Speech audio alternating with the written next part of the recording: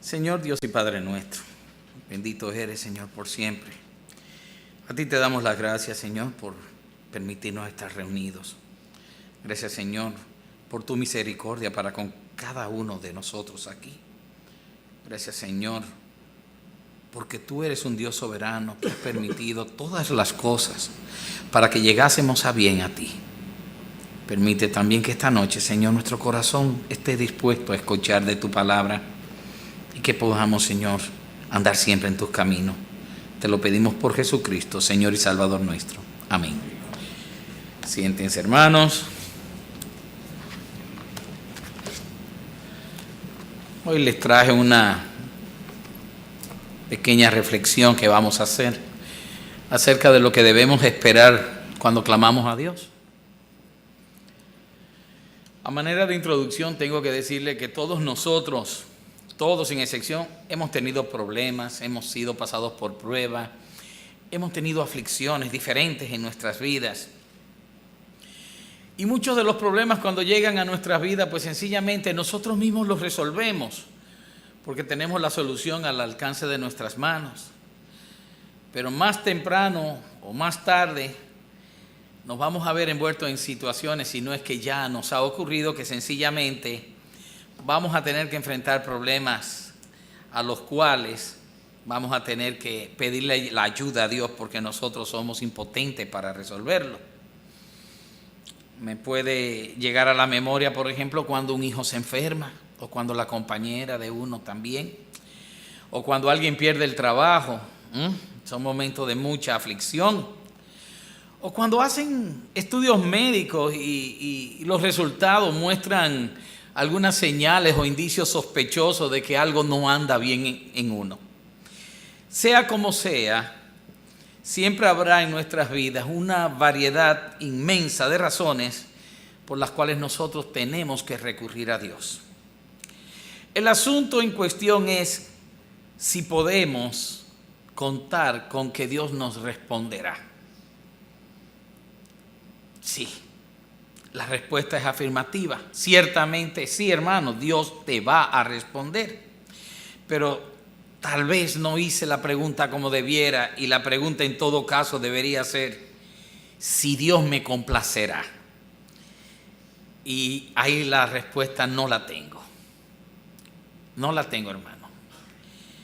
Ciertamente tenemos que entender todos que Dios no es el genio de la lámpara maravillosa, ni nosotros somos Aladino para estar pidiendo nuestros deseos y Él estar obligado a cumplirlos. Nada más está lejos de la verdad que esto. Hoy en día son muchas las personas que practican ritos, promesas, oraciones, rituales, fórmulas, exigencias de bendiciones y de promesas. O peor aún, hay personas que practican el decretar algo con una autoridad que no sé de dónde les ha salido y le exigen a Dios. Yo decreto en el nombre de Dios y ya. Y eso no es así.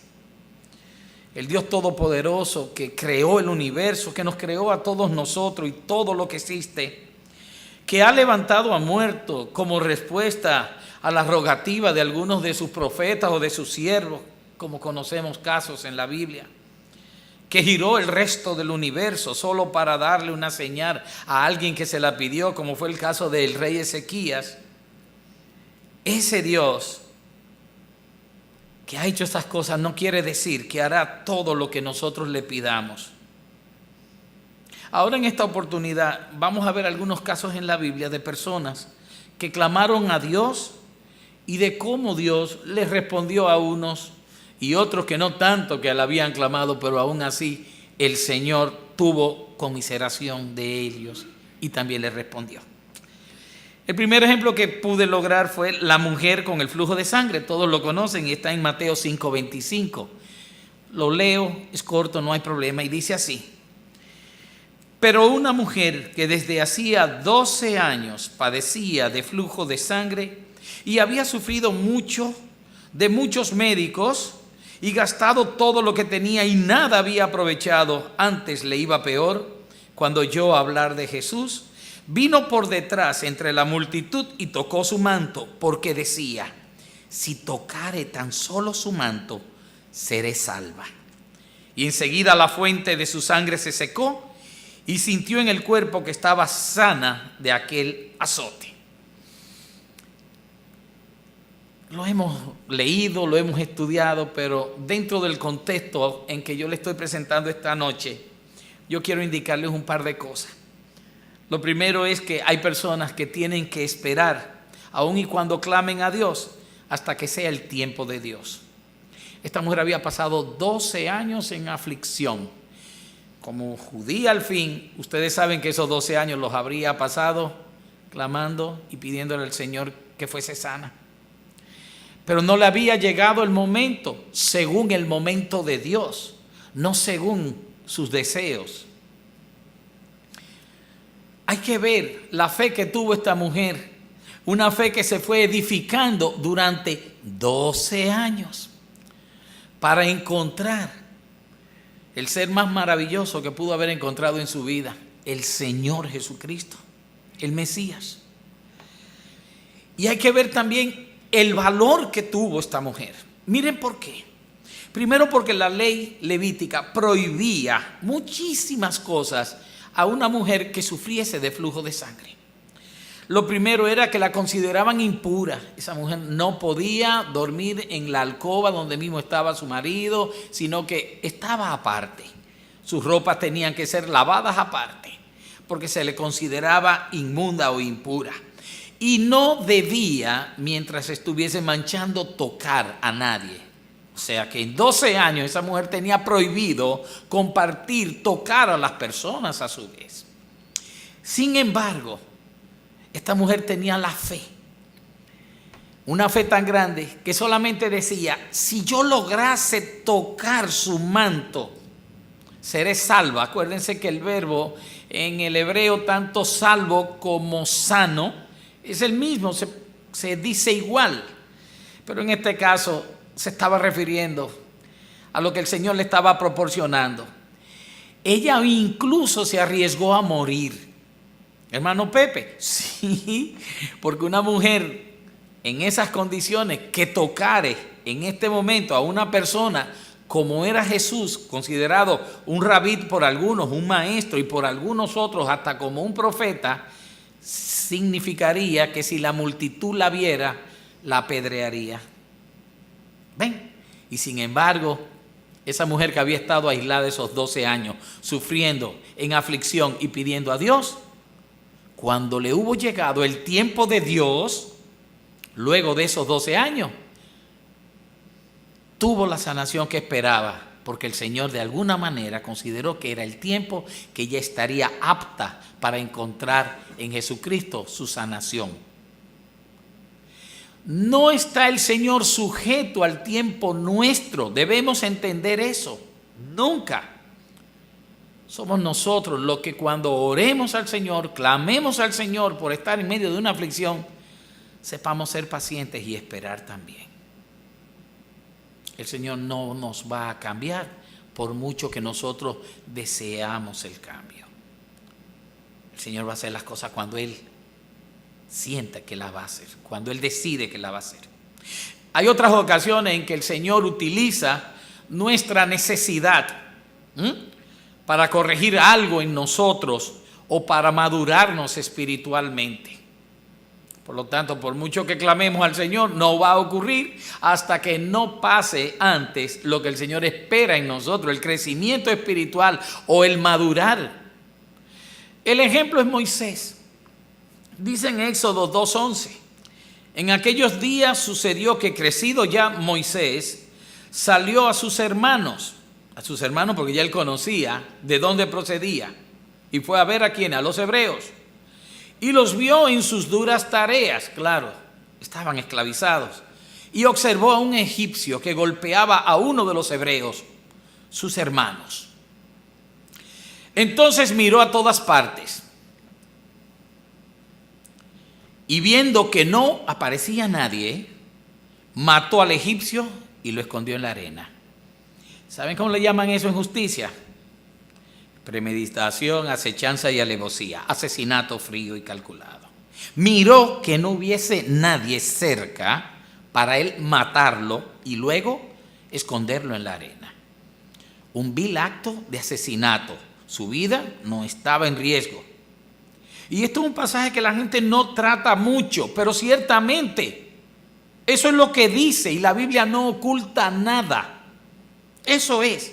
Estamos viendo aquí a un Moisés iracundo, violento, que planifica y espera para asesinar a un semejante, a un egipcio. Esperó el momento en que nadie le viera para matarle y esconderle en la arena. Pero este fue el detonante por el cual Moisés tuvo que huir de Egipto y se vio obligado a irse al desierto y permanecer allí 40 años. Y en esos 40 años surtieron efecto entonces el propósito de Dios. Los 40 años que estuvo Moisés en el desierto sirvieron para el Señor moldear su carácter y irle preparando para ser el siervo que él necesitaba que Moisés fuese para él, ya que pasó a ser un hombre iracundo y violento que asesinó a un semejante, a un egipcio, a llegar a ser, al término de esos 40 años, el hombre más manso de todos, según las Escrituras. ¿Quién? Sí, Números 12:3 dice: y aquel varón Moisés era muy manso, más que todos los hombres que había sobre la tierra. El Señor trabajó, no importando cuáles fueran los ruegos de Moisés o el clamor, la aflicción. Tuvo que abandonar la corte donde él había estado, tuvo que abandonar la familia, su familia hebrea, tuvo que dejarla y huir. Y aún así esas circunstancias las aprovecha el Señor para ir esculpiendo, para ir marcando a este hombre, el carácter de este hombre, rehaciéndolo para que fuese un siervo suyo. De ser violento, iracundo, llegar al extremo de asesinar, dice la Biblia que fue el hombre más manso que había sobre la tierra. Increíble. Solo Dios hace esa obra. El tercero es José, el hijo de Jacob. Todos conocemos la historia de José y de sus hermanos, los hijos de Jacob, de Israel. Aquel que soñaba ser más que sus hermanos y que sus padres, a quienes veían a todos ellos postrarse delante de él. Aunque fuese verdad, porque así mismo ocurría, no menos cierto fue que su actitud era poco humilde. Por lo tanto, demostraba ser un hombre, un joven con cierta arrogancia, con cierta engreidez, lo cual despertaba cada vez que él le decía estas cosas a sus hermanos, pues sencillamente despertaba en ellos repudio y malestar de parte de sus propios hermanos, su carne, su sangre. Ese José se vio entonces en la desgracia cuando los hermanos se acuerdan lo que hicieron con él, que lo tomaron, lo secuestraron, lo metieron entre un pozo hasta que llegó una caravana. Él tuvo que soportar el desprecio de los hermanos, el secuestro de parte de sus hermanos, soportó el ser vendido para que fuese llevado al extranjero, separado de su hogar, soportó el ser convertido en un esclavo de Egipto, soportó el ser calumniado por la mujer de su amo y por lo tanto también ir a la cárcel injustamente calumniado. Y si lo pensamos bien, José debió haber sido uno que tenía que haberse rendido, porque todo era como que se le caían los palitos uno detrás del otro. Todo le fue de mal en peor. José tenía razones para rendirse, pero Dios obró en él. En medio de la aflicción, en medio de los ruegos, fíjense que le pide ayuda hasta el copero del rey. ¿Se acuerdan? Estaba el que hacía los pasteles, etcétera, el panadero y el copero. Uno muere, el otro es restablecido a su puesto y todavía a todo cuanto él podía, pues tuvo que haberle pedido ayuda.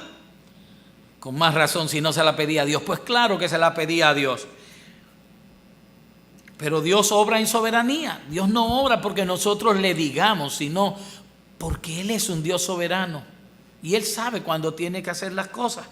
Y en sus propósitos, solamente en su propósito, Él permitió que José pasara por todas estas cosas, para que ese José, joven, arrogante, ñoño, etcétera, pues sencillamente en todo este proceso se fuese convirtiendo en un hombre sabio y poderoso hasta llegar a ser el segundo de Egipto, después del faraón, en lo que era el imperio más grande que se conocía en esos momentos, el imperio más fuerte, el más rico, el más poderoso. Dios permitió la circunstancia por medio de José y de su aflicción para ir también haciendo el carácter del siervo que él necesitaba que fuese, porque en sus manos iba a quedar también el que tuviese que salvar a su familia, a sus padres, a sus hermanos, a Israel, que nacería cada una de las tribus de cada uno de sus hermanos, y por ende salvar también la línea de la cual procedería el Mesías. Entendemos, por tanto, que el tiempo de Dios es perfecto. Lo fue con Moisés, perfecto. Lo fue con José, perfecto. Pero puede ser que no nos guste. Quizás no nos gusta esperar el tiempo de Dios, pero aún así el tiempo de Dios sigue siendo perfecto. Por lo que aprendamos a orar y a esperar. En Romanos 8:28 dice: y sabemos que los que aman a Dios todas las cosas les ayudan a bien. Esto es a lo que conforme a su propósito son llamados. El llamamiento que tenía el Señor para Moisés o para José, los propósitos que el Señor tenía, pues sencillamente aún todo lo malo que les ocurrió les sirvió para su educación, o les sirvió, como fue en el caso de Moisés, para hacer la extinción de una serie de cosas que había aprendido en la corte que quizás no tenía por qué conocerlas, porque no le iban a funcionar delante de Dios, y aprender nuevas cosas para el Señor. 40 años en la corte del faraón, 40 en el desierto, quitándose, desintoxicándose, y 40 más con el pueblo andando. Al final del proceso, lo que el Señor logra con esto es que la tierra ya esté preparada y abonada para que haya fruto, verdadero fruto. Y en estas personas que les acabo de decir, el beneficio mayor lo fue el fruto del proceso y no el haber conseguido lo que tanto esperaron. A veces, cuando lo vemos todo perdido, cuando ya nos resignamos, cuando nos entregamos, es cuando Dios actúa. Ese es el caso de Elías y la viuda de Sarepta. Dice: entonces él se levantó y se fue a Sarepta, y cuando llegó a la puerta de la ciudad, he aquí una mujer viuda que estaba allí recogiendo leña, y él la llamó y le dijo: te ruego que me traigas un poco de agua en un vaso para que beba. Y yendo ella para traerla, él la volvió a llamar y le dijo: te ruego que me traigas también un bocado de pan en tu mano. Y ella respondió: vive Jehová tu Dios, que no tengo pan cocido, solamente un puñado de harina tengo en la tinaja y un poco de aceite en una vasija.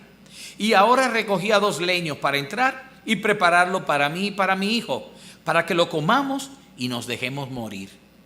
Elías le dijo: no tengas temor, haz como has dicho, pero hazme a mí primero de ello una pequeña torta cocida debajo de la ceniza y tráemela. Y después harás para ti y para tu hijo. Porque Jehová, Dios de Israel, ha dicho así: la harina de la tinaja no escaseará, ni el aceite de la vasija disminuirá, hasta el día en que Jehová haga llover sobre la faz de la tierra.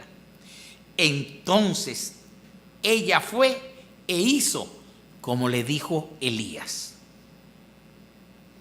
Le creyó Elías.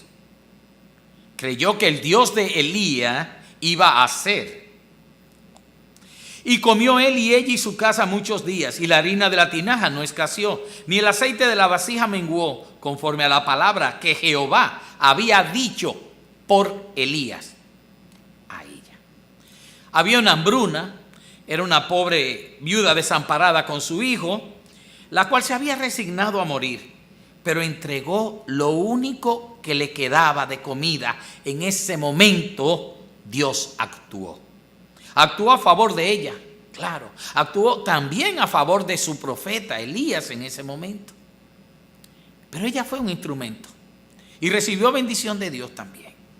Pero estaba dada, se había entregado ya. Parece que hay personas también así, como muchos, que parecen agotar todos los caminos primero. Y cuando se ven sin esperanza, entonces se rinden. Cuando debieron haber acudido a Dios desde un principio. Pero sea como sea, la misericordia de Dios es grande y Dios actúa cuando Dios tiene propósitos con esa persona. Lo difícil no es que obtengamos lo que le pedimos a Dios, aunque sea tardío. Lo difícil es cuando le pedimos a Dios algo y Él nos lo niega. Ahí la cosa es fuerte. Pero siempre el Dios nos lo va a negar porque hay un propósito también. O no nos conviene, o lo que pedimos no va a ser para bendición, etc. Y un caso muy claro es el aguijón de Pablo. Todos lo conocemos. 2 Corintios 12:7 dice: y para que la grandeza de las revelaciones no me exaltase desmedidamente, me fue dado un aguijón en mi carne, un mensajero de Satanás que me abofeté para que no me enaltezca sobremanera. Respecto a lo cual 3 veces he rogado al Señor que me lo quite, que lo quite de mí. Y me ha dicho: bástate mi gracia, porque mi poder se perfecciona en la debilidad. Dios se lo dice claro: no te lo voy a quitar. No le quitó el aguijón. Aquel era un aguijón, era un mal, dice, sobre su cuerpo, que lo degradaba, lo aquejaba, lo afligía. Pero era necesario que Pablo lo tuviera para que se mantuviese humilde. Él mismo da esa razón. Aunque el aguijón era malo, es lo que estamos viendo, o sea, era un instrumento que le ocasionaba algo malo a él, proporcionaba una finalidad que Dios consideraba beneficiosa para Pablo, lo mantenía humilde. Entonces, a veces nosotros vemos cosas que nos afligen, que nos ocurren en nuestras vidas y las vemos como malas. Sin embargo, no nos paramos y no nos detenemos a analizar que aún por medio de ellas el Señor actúa. Lo que leímos en Romanos: todas las cosas les ayudan a bien, aun y cuando nosotros lo vemos como que no nos conviene. ¿Cuántas veces se ha quedado alguien postrado en una cama por una enfermedad y ha tenido tiempo, mucho tiempo, para orar a Dios, para tener un acercamiento con su Señor y con su Creador?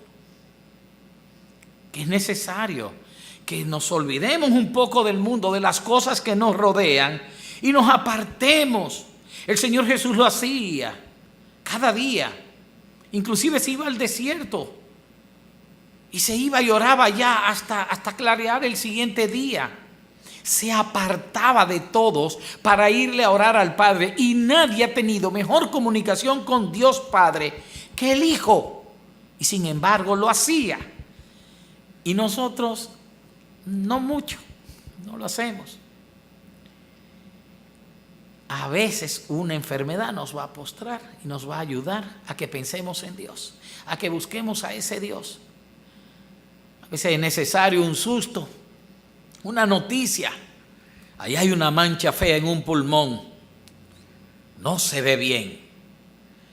Los exámenes van a llegar, o los resultados de los exámenes llegarán en 15 días. Yo le garantizo que van a ser 15 días con mucha comunicación con Dios. Mucha. ¿Por qué? Todos sabemos la razón. Pues miren, el caso de Pablo, él entendía, y por eso él dice que fue acerca de su orgullo, para mantenerlo humilde. Porque él, como buen fariseo que fue, ustedes sabían que Pablo era orgulloso al ser, como dice, fariseo de fariseo, etc. Mostraba cuál había sido en realidad su vida anterior. Pero más aún, el carácter de Pablo era un carácter muy perfeccionista. Pablo era muy exigente consigo mismo. Quería hacer las cosas a lo mejor de lo mejor. Y eso crea orgullo en las personas. Lo convierte en una presa fácil del orgullo. Y él clamó a Dios, dice 3 veces, y Dios no se lo concedió. Porque lo que se esperaba con eso era mayor que lo otro. Era más el beneficio que iba a obtener. Y me pregunto yo, ¿y los mismos apóstoles? ¿Ustedes creen que los apóstoles, una vez que se vieron enfrentando cárcel, no clamaron a Dios? Sabemos que sí. Y cuando fueron torturados, o aún siendo muertos, camino al suplicio, habrán clamado a Dios. Y en un momento dado, habrán visto que el Señor, pues sencillamente, eso era lo que les tenía preparado. Que muriesen por la fe. Que la defendiesen con su vida, con el último aliento de vida de ellos. Y les voy a decir algo. Ese hecho de ellos morir defendiendo la fe, de sufrir valientemente y morir en el nombre de Jesucristo, hizo que muchos creyesen en ellos. Porque dieron sus vidas por Cristo, no por una mentira, por una verdad, la única verdad. Hay que ver que en otro caso no siempre conviene que obtengamos entonces lo que pedimos, sino lo que es necesario para nuestra santidad. Le tengo un ejemplo más, y fue con la pasión de Cristo. Cristo hace un reclamo al Padre para que nosotros conociéramos su aflicción, porque todo lo que está escrito aquí para nosotros ha sido escrito, para que nos ayude a entender, para que reflexionemos, para que aprendamos, para que seamos enseñados. En ningún momento Jesucristo quiso huir de la responsabilidad que el Padre le había dado. Y es muy claro al final cuando Él hace esta plegaria. Dice en Mateo 26, 39, yendo un poco adelante, se postró sobre su rostro, orando y diciendo: Padre mío, si es posible, pase de mí esta copa, pero no sea como yo quiero, sino como tú. No se haga mi voluntad, sino hágase la tuya. Jesús conocía lo que había venido desde un principio. Él no estaba ignorante de eso, nunca lo estuvo. Pidió la posibilidad que de alguna forma aquello fuese posible, aún se lograsen los objetivos. Pero doblegó su voluntad a la voluntad del Padre, como todos debemos hacer de continuo en todo instante de nuestra vida. Nuestra voluntad, rendirla delante de Dios. No podemos. Si vamos con voluntad propia, entonces seremos altaneros y orgullosos delante de Dios. Lo que Jesucristo estaba tratando de hacer era que Él se resistía al dolor de la separación con el Padre, lo cual nunca había ocurrido. Y ocurrió en la cruz. El Padre en un momento dado abandonó al Hijo. ¿Por qué? Por la carga del pecado ajeno. El pecado nuestro, tuyo y mío, hermano. Aún así el Señor le dice al Padre que aceptaba su voluntad. No se haga como yo quiero, como yo deseo, según mi voluntad, sino según la tuya. Y el Padre tuvo una respuesta contundente con el Hijo. ¿Saben cuál fue? No voy a pasar este cáliz. Y el no pasar ese cáliz, ¿saben qué significó? Tu salvación y la mía. O sea que a veces la respuesta de Dios es no. Aun y cuando Él lo sabía de antemano. Pero quedó para que nosotros aprendiésemos que aún al Hijo, el Padre le dijo que no. Y nosotros pretendemos hacer más que el Hijo a veces. Y yo se lo he pedido de muchas maneras al Señor y no me hace caso. Bueno. El Dios nuestro tiene siempre un mejor punto de vista que el mío, para saber qué es lo que más me conviene. Y eso es debido a que Dios ve todo el camino en toda su proporción, con todas sus consecuencias, y nosotros tan solo vemos un pedazo, un cortito trecho del camino. Eso es lo que vemos, lo que está frente a nuestras narices. Y Él sabe las consecuencias de cada uno de nuestros actos en un futuro, pero nosotros no. Nosotros solo conocemos lo que en ese momento nos está afectando. Y no tenemos la sabiduría para pedir más adelante, sino por lo que en ese momento nos afecta. Pero Dios valora mucho más las consecuencias que como las valoramos nosotros. Y Él las valora en base a la eternidad. Pero nosotros lo valoramos en base a nuestras necesidades momentáneas. Eso no tiene valor frente a Dios. Las consecuencias para la eternidad es lo que Dios valora.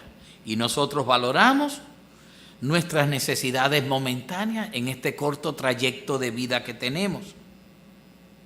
No puede ser posible. Ciertamente en la palabra nosotros vamos a encontrar que Jesús nos enseña y nos dice que oremos y le pidamos al Padre, que lo hagamos en su nombre, que seamos insistentes, que lo hagamos inclusive en común acuerdo, que nuestra oración sea con fe, siendo agradecido como si ya nosotros lo hubiésemos recibido. Todo eso son citas bíblicas que todos conocemos y es la forma en que el Señor Jesucristo nos enseña a orar. Pero no todo lo que nosotros le pedimos a Dios, Dios nos va a complacer, como acabamos de ver, ya que en muchas ocasiones nosotros inclusive no sabemos pedir y pedimos mal. Y no es la forma en que pedimos, eso no tiene que ver, sino los motivos de nuestra petición. Por lo cual Jacobo, con mucha razón, escribió en su carta, en el capítulo 4, verso 3, y dice: pedid y no recibís, porque pedís mal, para gastar en vuestros deleites. Hay personas que hacemos peticiones egoístas. Y por último debemos recordar que Dios es un Dios soberano, por lo cual el apóstol Juan nos aclaró lo siguiente en una de sus cartas, en primera de Juan 5, dice: esta es la confianza que tenemos delante de Él, que si pedimos cualquier cosa conforme a su voluntad, repito, conforme a su voluntad, Él nos oye. Conforme a la voluntad de Dios está hablando, no conforme a nuestros deseos. Mire, hermano, si la petición que tú le haces al Señor no es conforme a su voluntad, estás en la lista de los no. Ya. Y acéptalo. Y esa es una forma del Señor estar diciendo: esa petición está fuera de mi voluntad. Lo que tú me pides está fuera de mi deseo y de mi voluntad. Por lo tanto, anúlalo de tu vida. Entiéndelo así. En otras palabras, si yo le pido al Señor: Señor, estoy desempleado, búscame un trabajo donde yo pueda tener una buena posición de poder, que me reconozcan, que yo gane mucho dinero, que me pueda comprar un carro nuevo, buena ropa, que pueda disfrutarlo, que yo pueda encontrar, Señor, cosas emocionantes en la vida por las cuales vivir, salir a disfrutar, a dar mi bailadita por allí, conocer mis muchachitas y no sé cuántas cosas más, ¿verdad? Tomarme un trago, que yo peque y que me olvide que te pedí a ti que me consiguieras el trabajo. Quizá al final hasta le echo la culpa por habérmelo conseguido. La mujer que tú me diste, ¿se acuerdan? O sea, ¿qué es lo que le pedimos a Dios? ¿Y cómo Dios va a hacer su respuesta? Conforme a sus planes, conforme a su voluntad. Nosotros hemos visto, como ya les acabo de leer, en otros y en nosotros, la respuesta de Dios a nuestras peticiones. Personalmente yo he vivido experiencias en las cuales el Señor me ha contestado y ha sido de verdad maravilloso. Unas sí y otras no. O sea, no digo que no haya sido maravilloso y no me ha contestado unas veces sí, otras veces no, sencillamente. Creo que ustedes todos deben tener testimonio también de experiencias que han tenido de acuerdo a las respuestas del Señor le haya dado en medio de sus aflicciones y sus oraciones. Claro que sí. Todos hemos tenido momentos críticos que hemos recurrido a Dios. Y aun y cuando el Señor nos haya contestado que no o nos haya puesto a esperar, hemos de saber algo que está en todo momento. ¿Saben qué es? Que Dios está en control. Que no hay aflicción grande que pueda afectarnos a nosotros de tal manera que Dios pierda el control que tiene de mi vida. En ningún momento. Por muy grande que sea lo que me esté pasando, Dios está en control. Y a veces oramos con fe, oramos con insistencia, oramos en el nombre de Jesús, pedimos en grupo, en conformidad unos y otros. Y el Señor no nos da lo que pedimos. Porque si la respuesta es no, es porque no está dentro de la voluntad del Señor. Y no pretendamos torcerle o doblarle el brazo a Dios. Pensemos que ciertamente lo que sí hará el Señor es darnos fuerzas para soportar la aflicción en la cual estamos siendo sometidos. Y aunque no lo entendamos, estemos seguros de que así es mejor. ¿Por qué? Porque esa es a la manera de Dios y no a la nuestra. Recordemos que las prioridades eternas que Dios tiene con nosotros son mucho más importantes que las momentáneas que nosotros tenemos con nosotros mismos. Y que lo que a nosotros nos agrada no necesariamente es lo que nos conviene. Y que un dolor hoy puede traer grandes frutos mañana, como lo es un parto. Las mujeres paren y al rato olvidaron su dolor.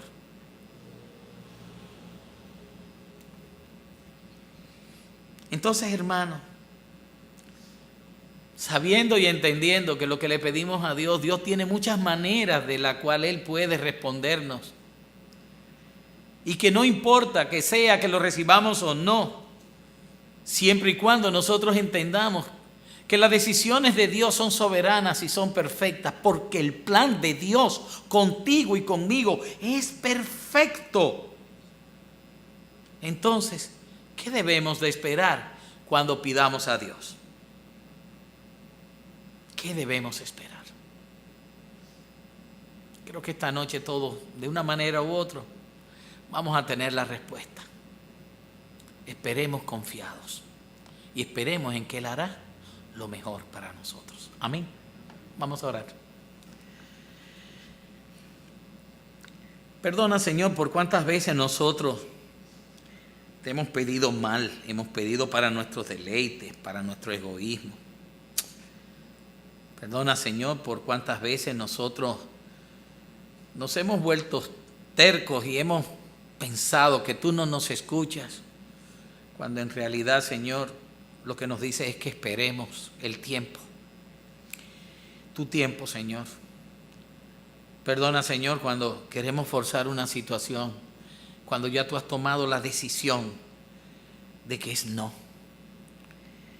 Ayúdanos, Señor, a conocerte cada día mejor, a vivir más para ti que para nosotros mismos.